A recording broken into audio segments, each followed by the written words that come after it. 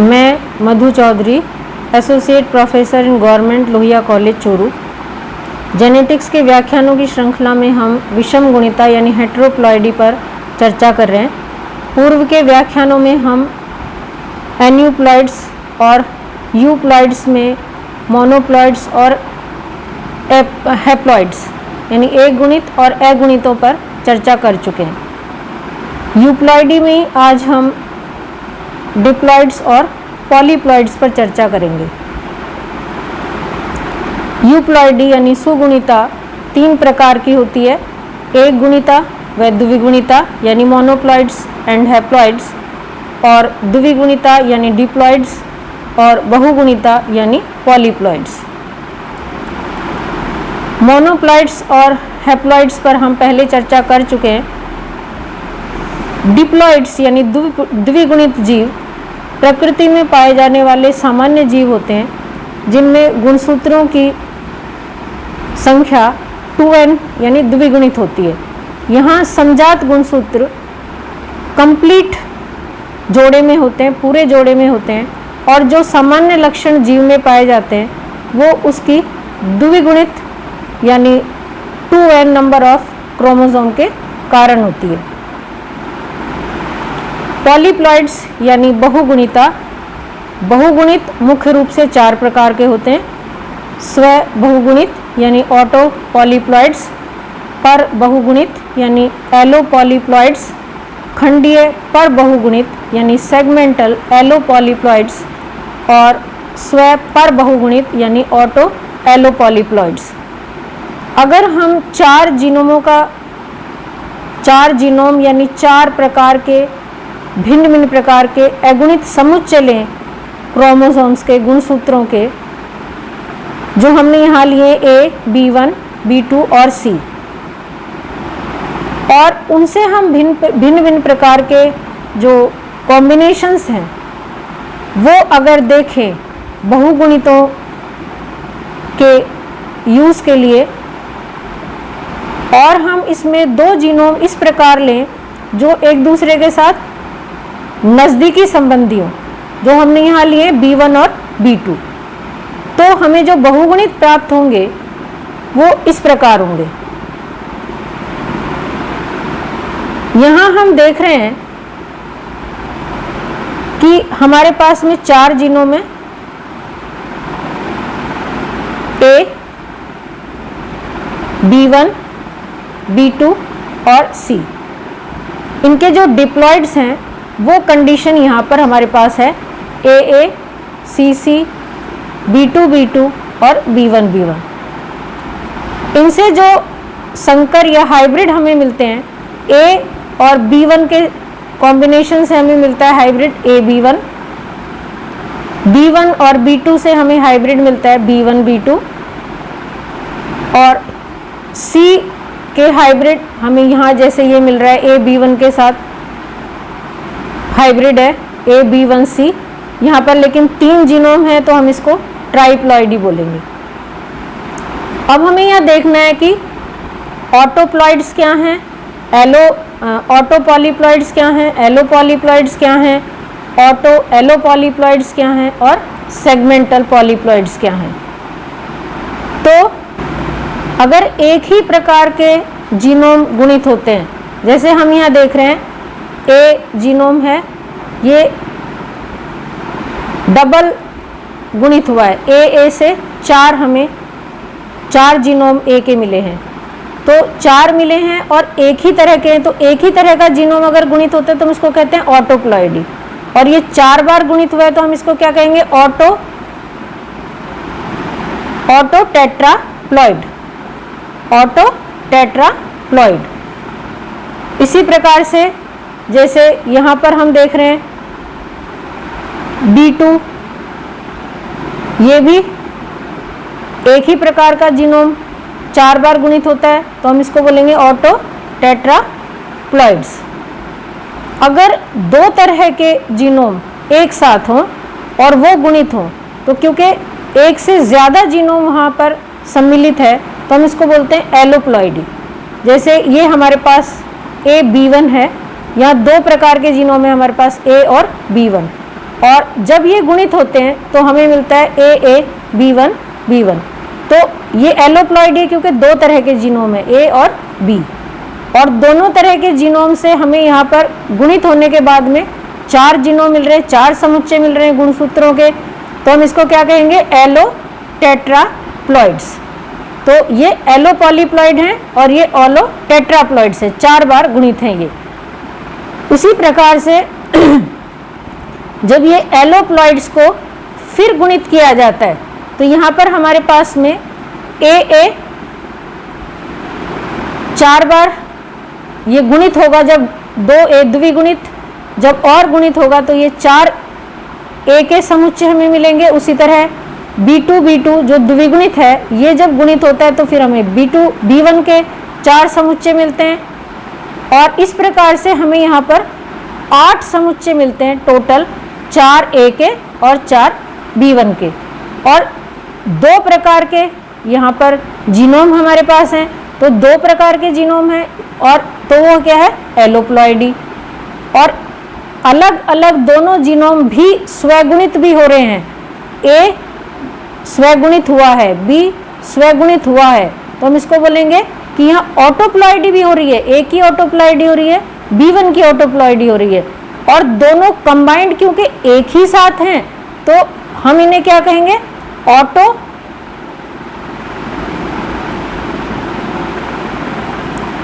ये हमें क्या मिला? Auto allo. और ये पर कितने हैं जीनोम? 8 हैं जीनोम, तो हम इसको क्या कहेंगे? Auto allo octoploids. और हम जब पॉलीप्लॉइडी की बात करेंगे तब हम क्या कहेंगे? Auto allo polyploids. तो हमने देखा ऑटो पॉलीप्लॉइड्स जो एक ही तरह के जीनोम गुणित होते हैं, और जब एक से ज़्यादा तरह के जीनोम गुणित होते हैं तो वो क्या है? एलोप्लॉइडी। जब एक ही तरह के जीनोम गुणित हो रहे हैं तो ऑटो पॉलीप्लॉइडी। जब एक से ज़्यादा तरह के जीनोम गुणित हो रहे हैं तो एलो पॉलीप्लॉइडी। और जब दोनों प्रकार से गुणित होते हैं जीनोम, वो स्वगुणित भी होते हैं, और एक से ज़्यादा तरह के जो जीनोम हैं वो भी वहाँ गुणित होते हैं, तो हम इसको क्या कहते हैं? Autoallopolyploidy. तो 3 प्रकार के पॉलीप्लॉइड्स हमने देखे। चौथे प्रकार के जो पॉलीप्लॉइड्स होते हैं वो होते हैं सेगमेंटल पॉलीप्लॉइड्स। हमने पूर्व में चर्चा करी कि B1 और B2 हमने ऐसे जीनोम लिए हैं जो एक दूसरे के साथ नज़दीकी रिश्ते में हैं, नज़दीकी संबंधी हैं। क्यों नज़दीकी संबंधी क्या होते हैं? कि जो गुणसूत्र पेयरिंग करते हैं, तो समजात गुणसूत्र एक दूसरे के साथ कंप्लीट पेयरिंग करते हैं। इस तरह अगर तो समजात गुणसूत्र एक दूसरे के साथ पूरा पेयर करते हैं। अगर कुछ गुणसूत्र ऐसे हों जिनके कुछ हिस्से पेयर करते हों, जैसे ये गुणसूत्र यहाँ पेयरिंग नहीं कर रहा, यहाँ कर रहा है, तो ऐसे जो गुणसूत्र होते हैं वो एक दूसरे के बिल्कुल एक समान नहीं होते। होमोलोगस उन्हें नहीं कहते, समजात गुणसूत्र वो नहीं होते, लेकिन उनके कुछ हिस्से ऐसे होते हैं जो पेयरिंग कर रहे होते हैं, और वो हिस्से जो पेयरिंग कर रहे होते हैं, तो क्योंकि कुछ हिस्से इनके पेयर कर रहे हैं, इसके कारण इनको हम कहते हैं होमियोलोगस। अब ये जो होमियोलोगस क्रोमोसोम्स हैं, ये कुछ खंडों में जो जोड़े बनाते हैं, उसके कारण इनको हम कहते हैं सेगमेंटल पॉलीप्लॉइड्स।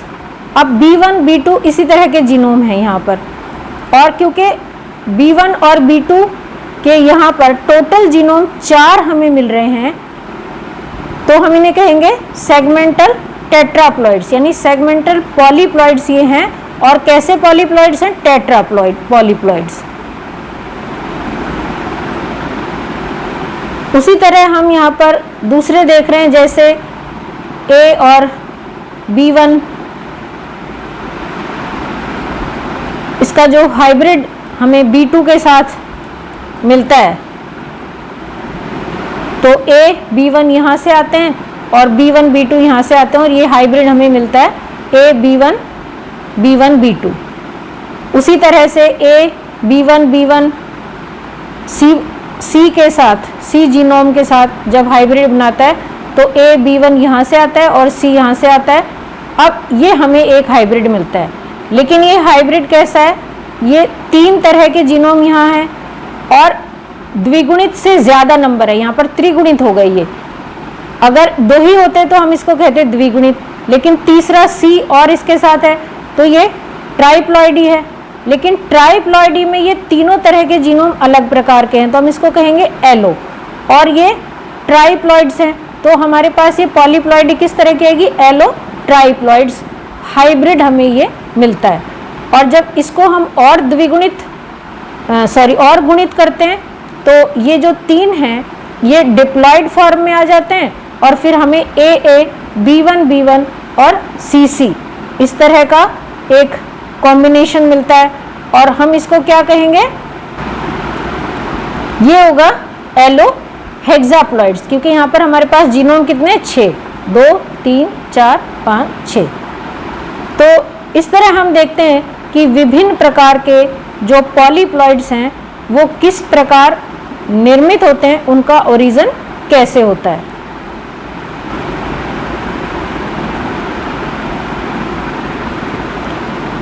ऑटो पॉलीप्लॉइड्स यानी स्व बहुगुणित। स्व बहुगुणित ऐसे जीव होते हैं जिनमें गुणसूत्रों के जो प्रारंभिक समुच्चय हैं वो एक समान होते हैं, जीनोम एक जैसे होते हैं। अगर ये जीनोम डबल हो AA जैसे हमने देखा तो हम इन्हें सिंपल द्विगुणित जीव कहते हैं। अगर ये जीनोम 3 हो AAA तो ये पॉलीप्लॉइड्स हो जाते हैं, और क्योंकि एक ही तरह का जीनोम है तो हम इसको कहते हैं ऑटो ट्राइप्लॉइड्स। अगर ये जीनोम 4 बार गुणित हो जाएं तो क्योंकि एक ही तरह का जीनोम है और 4 बार गुणित हुआ है तो हम इनको कहते हैं स्व चतुर्गुणित। तो इस प्रकार अलग अलग प्रकार के जो स्व बहुगुणित हैं उनका उत्पादन होता है, जो जीनोम है उनके गुणित होने से। स्व बहुगुणित का जो ओरिजिन है, उनकी उत्पत्ति और उत्पादन, तो इनकी उत्पत्ति प्राकृतिक रूप से भी होती है और कृत्रिम रूप से भी इन्हें तैयार किया जाता है। प्राकृतिक रूप से जो दूब घास है साइनोडोन डेक्टाइलोन, ये एक त्रिगुणित ऑटो ट्राइप्लॉइड प्लांट है और इस प्रकार के प्लांट ज़्यादातर बंधे होते हैं, स्टेराइल होते हैं, उनमें बीज नहीं बनते। तो इसके कारण वहाँ पर सेक्सुअल रिप्रोडक्शन या कहें कि बीजों के द्वारा नए पौधों को उगाना संभव नहीं हो पाता, बीज होते ही नहीं है, एब्सेंट होते हैं। तो ये सफल तब होता है जिन पौधों में वेजिटेटिव रिप्रोडक्शन या वेजिटेटिव ग्रोथ होती है, और जो दूब घास है इसमें बहुत ही एफिशिएंट वेजिटेटिव रिप्रोडक्शन पाया जाता है। इसी के कारण प्रकृति में ये सफल प्रोग्रेस करता है, इसका डेवलपमेंट हो पाता है। प्रोडक्शन ऑफ ऑटो पॉलीप्लॉइड्स जो स्व बहुगुणित हैं उनका उत्पादन किस प्रकार होता है। बीज रहित यानी सीडलेस फ्रूट्स और बड़े आकार के फलों को प्राप्त करने के लिए ज़्यादातर स्व बहुगुणितों का उत्पादन किया जाता है, प्रोडक्शन किया जाता है। तरबूज, चुकंदर, टमाटर, अंगूर और केले ये ऐसे फल हैं जिनमें बीज रहित फल प्राप्त करने के लिए अगुणित पौधे बनाए गए। उसी प्रकार से कुछ स्व चतुर्गुणित पौधे भी प्राप्त किए गए जिससे कि उत्पादन फसल का बढ़ाया जा सके और आर्थिक लाभ उठाए जा सके। इसके लिए जो चतुर्गुणित पौधे प्राप्त किए गए उनमें है राई, सिकल सीरियाले, मक्का, लाल क्लोवर और ट्राइफोलियम प्रेटेसे और बरसीम, ट्राइफोलियम अलेक्जेंड्राइनम, और गेंदे का जो फूल होता है वो गेंदा, स्नैपड्रैगन, लिली, फ्लॉक्स, अंगूर, सेब, ये सब ऐसे पौधे हैं जिनमें उत्पादन को बढ़ाने के लिए, आर्थिक लाभ के लिए स्वगुणितों को कृत्रिम रूप से प्राप्त किया गया है।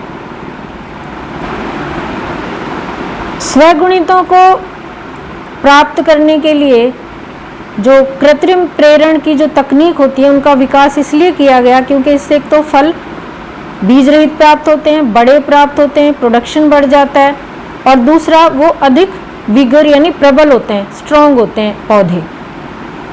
तो ऐसी उन्नत किस्म की जो फसलें हमें प्राप्त होती हैं उनके लिए हम इन तकनीकों का उपयोग करते हैं और जो स्वबहुगुणित हैं उनका उत्पादन करते हैं। कॉल्चिसिन एक ऐसा रासायनिक पदार्थ है जिसका उपयोग उन्नत किस्म की जो फसलें हैं उनके स्वबहुगुणितों को प्राप्त करने के लिए किया जाता है।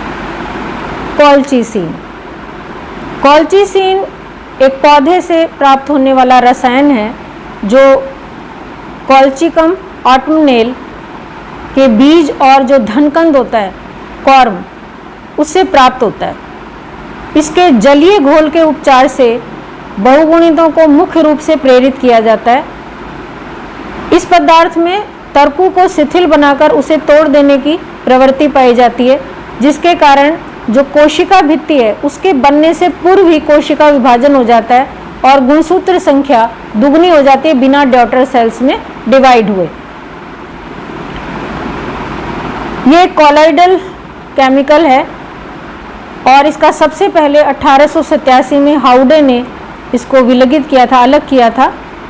कॉल्चिसिन के प्रभाव और बहुगुणिता प्रेरित करने वाले इसके गुण का अध्ययन आरंभ में 1933 और 1934 में डस्टिन द्वारा और 1939 में ब्लैकेस्ली द्वारा और 1937 में ब्लैकेस्ली और वेरी द्वारा किया गया था। गुणसूत्र संख्या का सफलतापूर्वक दुगना हो जाने का वर्णन 1938 में लिवॉन द्वारा और 1938 से 40 में आइगेस्टाई द्वारा किया गया। परंतु यह आश्चर्य की बात है कि कॉल्चिसिन पौधे पर इसका कोई प्रभाव नहीं होता और इस पौधे से एक पदार्थ अलग किया जाता है जिसको हम बोलते हैं एंटी कॉल्चिसिन। संभवतया इस एंटी कॉल्चिसिन केमिकल के कारण ही जो पौधा है कॉल्चिकम ऑटमनेल, उसमें स्वयं में किसी भी प्रकार की कोई ऑटो पॉलीप्लॉइडी नहीं पाई जाती, वो एक सामान्य द्विगुणित पौधा होता है।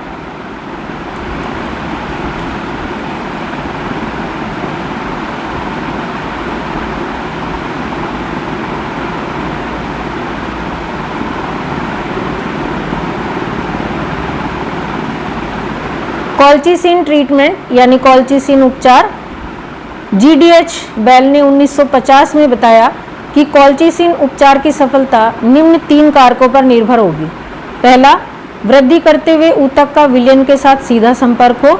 दूसरा, कॉल्चिसिन की प्रभावी सांद्रता उपलब्ध हो। और तीसरा, परिवर्धन की सर्वोच्च अवस्था हो, यानी मेरिस्टेमेटिक टिश्यू वहाँ पर होना चाहिए।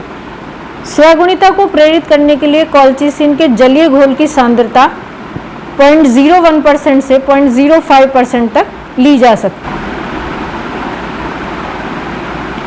उपचार, इस घोल द्वारा उपचार निम्न विधियों में से किसी एक के द्वारा हम कर सकते हैं, जैसा बीजों को कॉल्चिसिन के जलीय घोल में भिन्न भिन्न अवधियों तक भिगोकर सीड ट्रीटमेंट किया जा सकता है। बीज के अंकुरण की अवस्था पर उसमें कॉल्चिसिन घोल का इंजेक्शन दिया जा सकता है। इस विधि में हम एक हाइपोडर्मिक निडल की सहायता लेकर कॉर्टेक्स टिश्यू में उसको इंजेक्ट कराते हैं। तीसरा, जो एक्सिलरी बड्स हैं, कक्षस्थ कलिकाएं हैं, उनको हम उपचारित कर सकते हैं।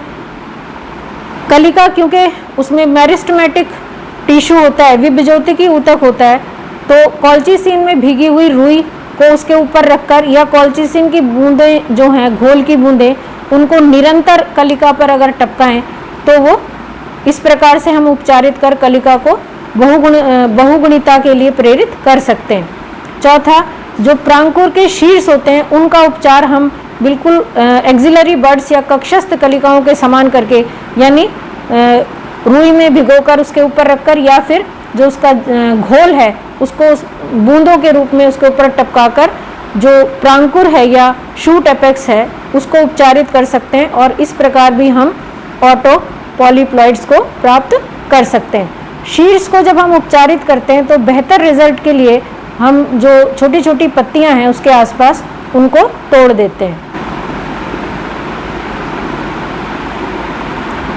गुणसूत्र संख्या बढ़ने से क्या प्रभाव होते हैं? सुगुणिता द्वारा गुणसूत्र संख्या बढ़ने से प्रभाव, इफेक्ट ऑफ क्रोमोसोम्स डबलिंग।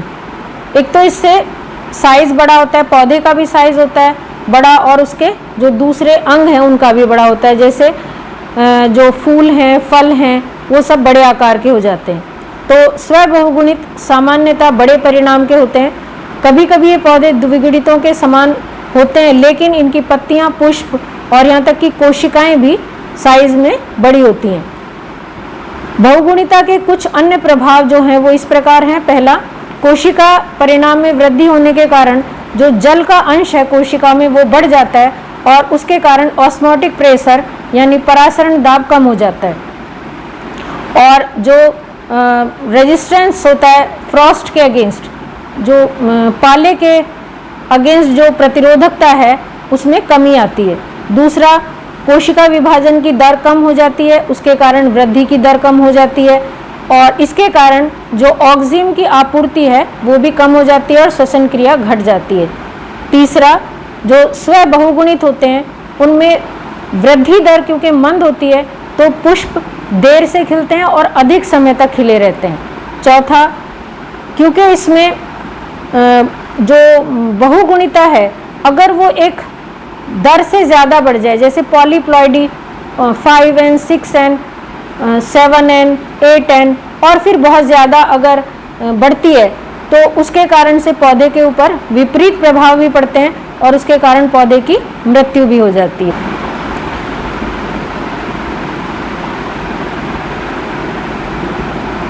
प्रेरित बहुगुणिता के उपयोग, यूजेज ऑफ इंड्यूस्ड पॉलीप्लॉइडी। तो जो प्रेरित बहुगुणिता है उसमें जो फर्टिलिटी लेवल होता है वो कम हो जाता है। इसकी उपयोगिता का निर्धारण इन बातों से होता है कि जो बीज, जो फल हमें प्राप्त हो रहा है वो बीज विहीन है, और उसके बाद भी क्या उसका उपयोग है, वो लाभप्रद है कि नहीं, इसकी जो फर्टिलिटी लेवल जो ख़त्म हुआ है उसका कोई महत्व है या नहीं। जो बीज विहीन फल हमें मिलते हैं उनका आकार बड़ा होता है तो उससे हमारा प्रोडक्शन कितना बढ़ता है और वो कितना उपयोगी सिद्ध होते हैं मार्केट में उत्पादन को बढ़ाने के लिए और उसकी गुणवत्ता को बनाए रखने के लिए। दूसरा, ज़्यादा अगर पॉलीप्लॉइडी बड़ी है, बहुगुणिता अगर अधिक है तो उसका नकारात्मक प्रभाव पौधे के ऊपर नहीं पड़ा हो। जापान में एच किहारा द्वारा त्रिगुणित बीज विहीन तरबूज प्राप्त किए गए। इसके लिए उन्होंने कॉल्चिसिन उपचार का उपयोग किया और उनके द्वारा जो द्विगुणित से चतुर्गुणित बनाए गए और चतुर्गुणित और द्विगुणितों के परस्पर संकरण से बीजों के इन गुणों को प्राप्त किया गया, जिससे हमने चुकंदर, टमाटर, अंगूर, तरबूज बनाने के बाद में उसी विधि से और प्राप्त किए। जो स्वचतुर्गुणित हैं उनका व्यापारिक स्तर पर उपयोग हुआ, जैसे चारे की जो फसल है बरसीम, उसका उत्तर भारत में बहुत ज़्यादा उपयोग होता है और वो काफ़ी लोकप्रिय है। यहाँ कुछ बहुगुणिता के उदाहरण हैं और उनके परिवर्तित लक्षण भी हम देखेंगे। जैसे हम यहाँ पर देख रहे हैं, ये केला है, टमाटर है, तरबूज है जो बीज विहीन है, और यहाँ जो ब्लैकबेरीज देख रहे हैं और ये पीनट्स देख रहे हैं, इनका साइज़ बड़ा हो जाता है। और ये स्वीट पोटैटो है, इसका साइज़ बड़ा होता है। वीट है, इसकी क्वालिटी में बहुत इम्प्रूवमेंट होता है। ये स्ट्रॉबेरी है जिसका साइज़ काफ़ी बड़ा हो जाता है। ये ऑक्टोप्लॉइड्स हैं। जो ब्लैकबेरीज हैं और पीनट्स हैं ये टेट्राप्लॉइड्स हैं। और जो बनाना और वाटरमेलन यानी तरबूज हम देख रहे हैं ये ट्राइप्लॉइड्स हैं, और जो स्वीट पोटैटो है, व्हीट है, इसमें हेक्साप्लॉइडी पाई जाती है। उसी तरह हम यहाँ पर कुछ और एग्जांपल्स देख रहे हैं, जैसे जो कॉमन व्हीट है उसमें 6N है यानी हेक्साप्लॉइड्स हैं। जो टोबैको है, टमाटर में 4N है यानी टेट्राप्लॉइडी पाई जाती है, और टोबैको यानी तंबाकू में, और पोटैटो यानी जो टमाटर है उसमें भी टेट्राप्लॉइडी है, बनाना में ट्राइप्लॉइडी पाई जाती है, और बॉयसनबेरी में 7N नंबर ऑफ क्रोमोसोम है। उसी तरह स्ट्रॉबेरी में 8N नंबर ऑफ क्रोमोसोम हमें प्राप्त होते हैं पॉलीप्लॉइडी के कारण। यहाँ हम कुछ और लक्षण देख रहे हैं, जैसे हम ये स्ट्रॉबेरी हैं, वाइल्ड स्ट्रॉबेरी हैं, ये उनका साइज़ काफ़ी छोटा है, और ये कल्टीवेटेड पॉलीप्लॉइड्स स्ट्रॉबेरी हैं जिनका साइज़ काफ़ी बड़ा हो गया। उसी तरह हम यहाँ फूल में देख रहे हैं कि ये डिप्लॉइड फ्लावर है, ये टेट्राप्लॉइड फ्लावर है, उसका साइज़ बढ़ता जा रहा है। ये ऑक्टाप्लॉइड फ्लावर है तो उसका साइज़ और ज़्यादा बढ़ गया है। तो किस तरह से साइज़ में इंक्रीज़ होता है, ये देखो साइज़ इंक्रीज़ होता है। तो ये कुछ एग्जांपल्स हैं पॉलीप्लॉइडी जिएंट्स के। तो यहाँ पर हम देख रहे हैं ये बनाना है, ये डिप्लॉइड बनाना है, यहाँ पर ये डिप्लॉइड बनाना है जहाँ पर सीड्स हम देख रहे हैं, और ये ट्राइप्लॉइड्स हैं इसके, पॉलीप्लॉइड बनाना। तो यहाँ पर ये बीज विहीन होते हैं तो काफ़ी बेनिफिशियल है ये प्रोडक्शन के लिए, जो आर्थिक लाभ है उनके लिए, और इसकी क्वालिटी में इम्प्रूव करने के लिए, दोनों तरह से ये फ़ायदेमंद होता है।